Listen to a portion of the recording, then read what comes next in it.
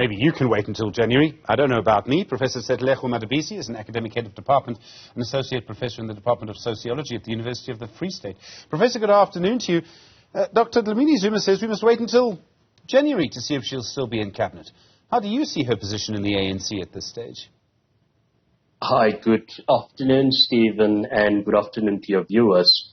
Yet again, very interesting. It's going to be a very long days towards the 1st of January. And then the ANC will have the January 8th statement here in Bloemfontein. But each day up until this Friday will sound like 5 years. And if I have to take it very briefly from what she is saying, I strongly believe that she wants to see what is the outcome of this elective conference, and she will take it from there, because I do believe that, and it will be, for me, a huge surprise if Cyril Ramaphosa will not get rid of Dr. Nkosazana Zuma and many others of these dissenting voices who were not supportive of him. So I strongly believe that she's playing for time to make up her mind. And I pretty much also believe that Dr. Nkosazana Zuma have already made up her mind, and she wants to be pushed. And she's not just going to resign. The ANC says it will take action against her, that it will take action against the 4 other people, I suppose 3 other people, depending on how you count it, who voted with her. So I'm talking particularly about Mervyn Dirk, Supramahumapelo, and Mosebenzi Zwane.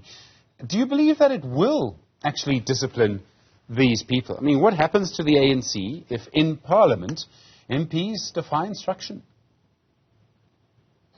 Yeah, no, it is a sad moment for the African National Congress, although some people will want to celebrate that as a sign of independence, as a sign of perhaps siding with the public. And that is a narrative that has been peddled by the opposition. But I also would like to see a situation where 1 or 2 members of the EFF in future and the Democratic Alliance openly goes against their party. We do understand the African National Congress has problems, but the moment if you've got members who are not going to toe the party line, it is a huge crisis for the organization, and I am not very optimistic of whether action will be taken with this renewal and almost like a compromise situation which is forever taking place within the African National Congress, because this might also once again create a perception there's a witch hunt against certain people. But I mean, that was a blatant disregard for the party's, organizational decision that was taken by the collective, irrespective of what happened in a meeting. Once the collective have taken a decision, you had to toe the line. That's how it works in any organization, and that is what has been happening even during the era of President Jacob Zuma and back. So we've seen the ANC have situations where councillors have voted against instruction. The first time it happened was in Tlokwe in 2013, by my memory. It happened in Ditsobotla, which led to the town with 2 mayors and 2 speakers. And in fact, Ditsobotla is having a by-election as a result of that this week. And each time it's happened, it's weakened the party in that area. In Tlokwe, it led to independent candidates forming their own movement and running. Something similar may happen in Ditsobotla. I think something similar has happened in Maluti Apafong, where eventually the ANC basically lost power to a coalition, although a very fragile coalition.